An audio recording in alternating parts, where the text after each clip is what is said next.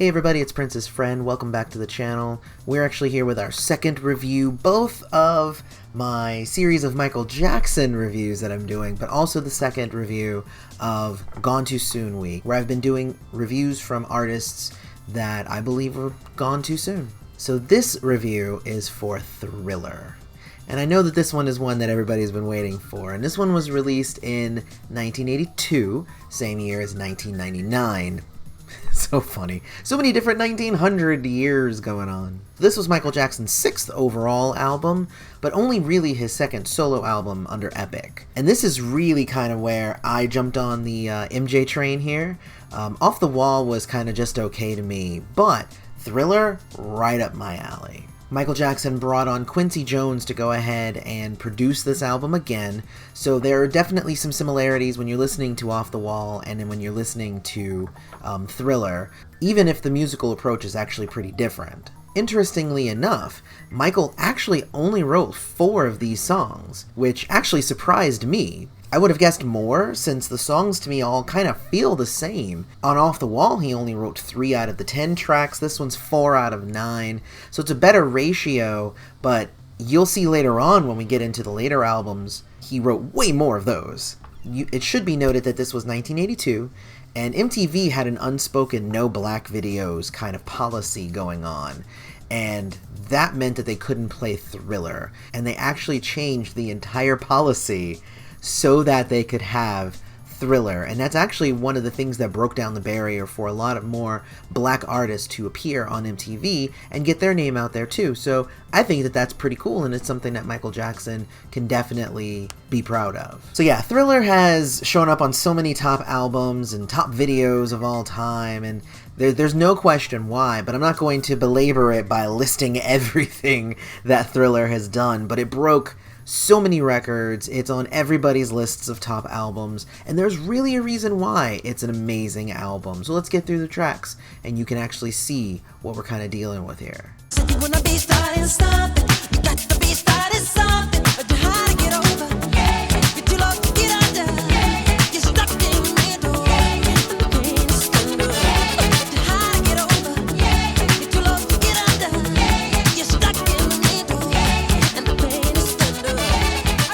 So this is a great starting track, and the bass line to this is stellar. And the horns are so great. My fondest memory of this song is me in physics class, and me and my friend Mike spontaneously started singing this song. I really don't know the reason why, but we just started singing it, and when we got to the "too high to get over," and in the whole class would go, "Yeah, yeah, too low to get under, yeah, yeah." And it's just like, I think that really kind of sums up this song really well. It's a great party song, and it's great for dancing, great for singing along. The lyrics make absolutely no sense. You don't need to think too hard about it. Just like sit back and enjoy the song and be happy. Definitely one of my faves from Michael Jackson in the entirety of his career. So I really, really love this song.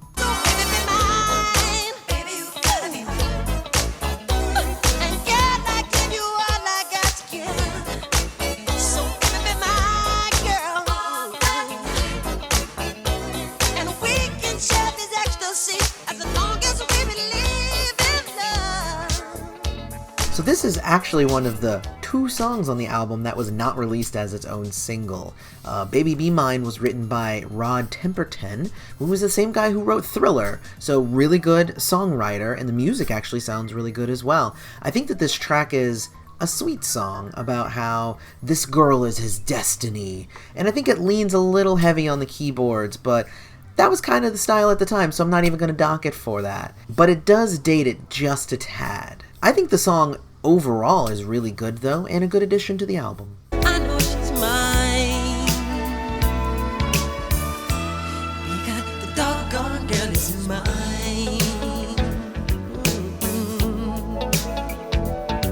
I don't understand the way you think, saying that she's yours, not mine.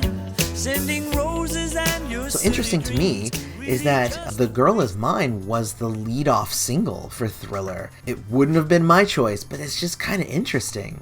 And I do love this song. A lot of people think that Paul McCartney wrote this one, but it was actually Michael Jackson who wrote this one. It just sounds very Beatley because he was actually a big fan of the Beatles. And this was, of course, just one of two songs that the two of them worked together on, the other being Say Say Say from Paul's album Pipes of Peace that came out the following year after Thriller. I think this is a great track. It's a good back and forth, and I think it really set the trend for a lot of different musicians that appear on each other's albums, and duetting really wasn't that big of a deal until I think this song came out. And then after this song, you get a lot more of that kind of happening. Anyway, it's a really good song, and Michael wins the battle for the girl in the end.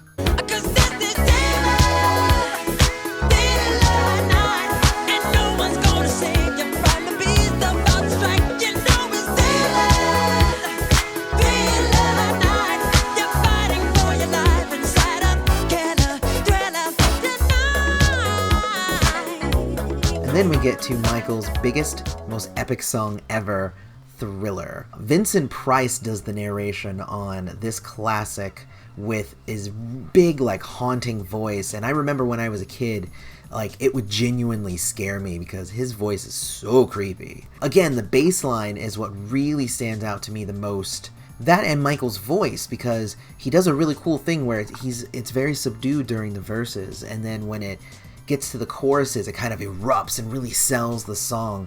I prefer the video cut of the actual track itself, where they hold out on the chorus until after the second verse. I think it prolongs the anticipation of hearing it, and I think that that's actually something that the album cut really needed. It's a very minor gripe.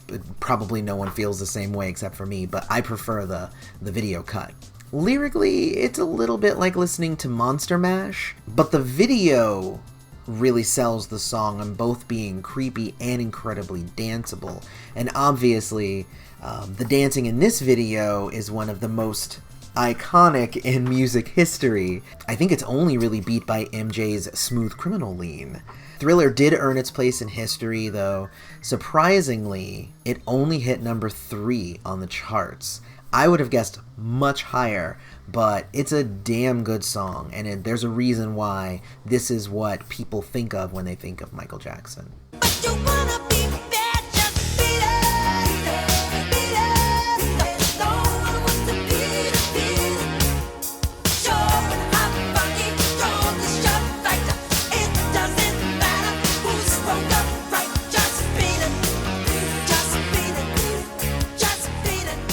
This was Michael Jackson's rock song of the album.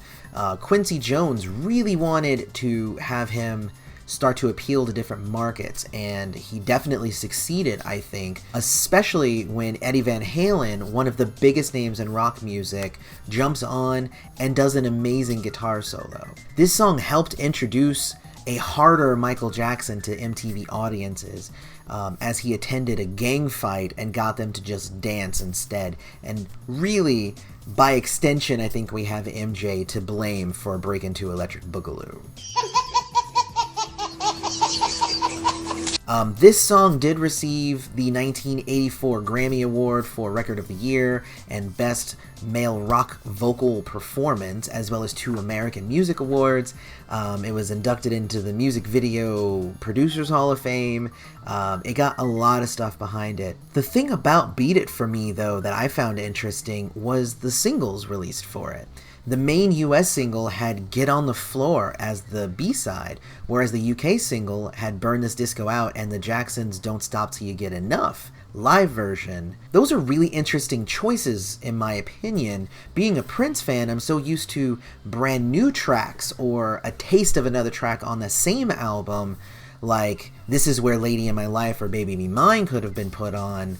But really, if you think about it, no as well, because they don't really go with Beat It. But still, it just seems weird that you're putting songs from the last album as B-sides to this album. But, you know, I think that's just a personal choice.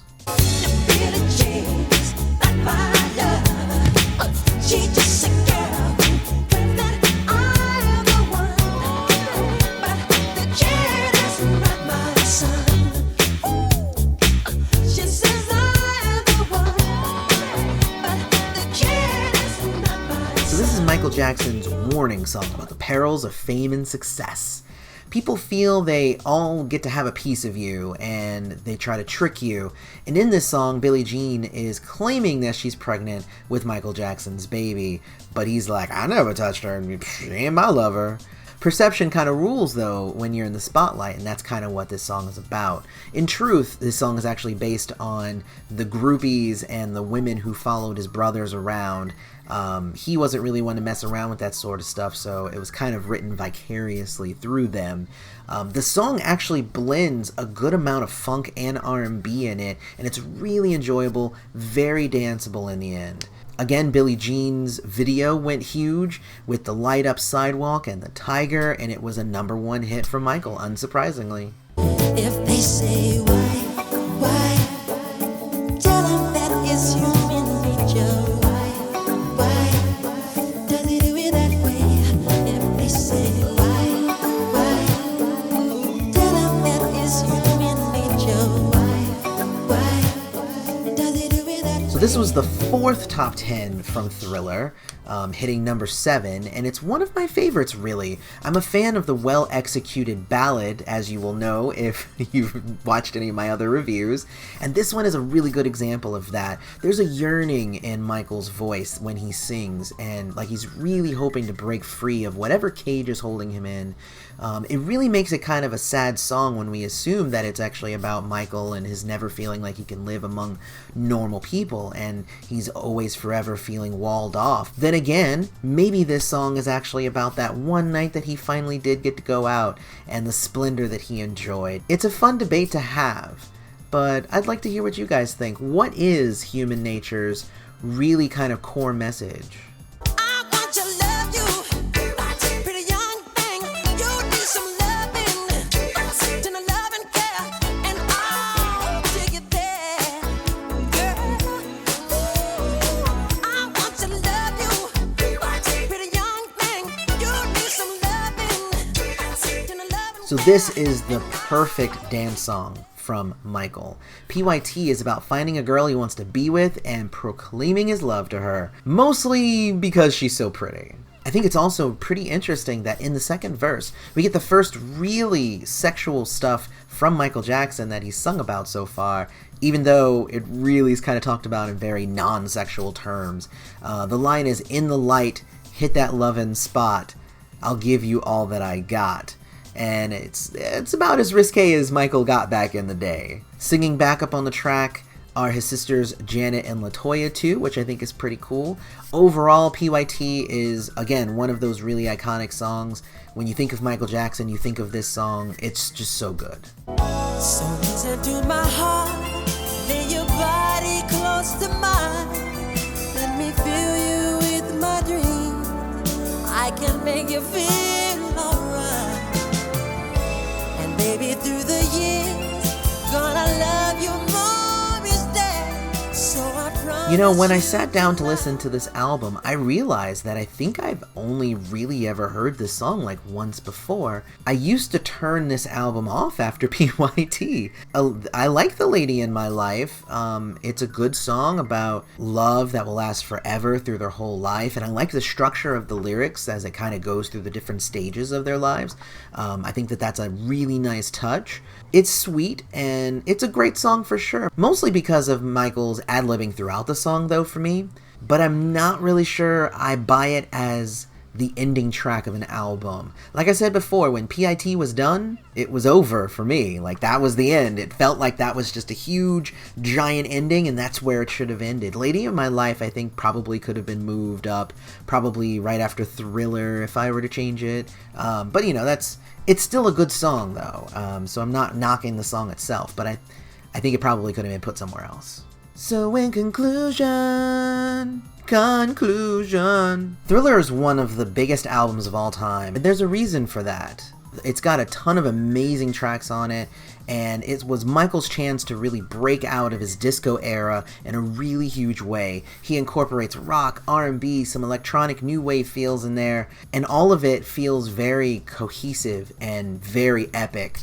He did a really good job of putting this album together along with Quincy Jones, and I think he really sold something new to the public here. Of course, Thriller gets a 5-star rating from most people, me included, though I think I still would arrange a couple of the tracks just so it would flow a tad better. It's still not my favorite Michael Jackson album, though, so since I think the later albums feel more authentically him, and after I found out that he wrote less than half of the songs on this album, I think I know why. The later albums, I just felt more from him, and I can't wait to do the next review. But what did you guys think of Thriller? I'm assuming you guys all love it, but let's go a little bit deeper than that. What was your favorite track? Did I get something wrong? Do you disagree with me about something? Let's do it. Let's do it. While we're at it, don't forget to check me out on Facebook, Twitter, Instagram, and Patreon at patreon.com/princesfriend. May you live to see the dawn.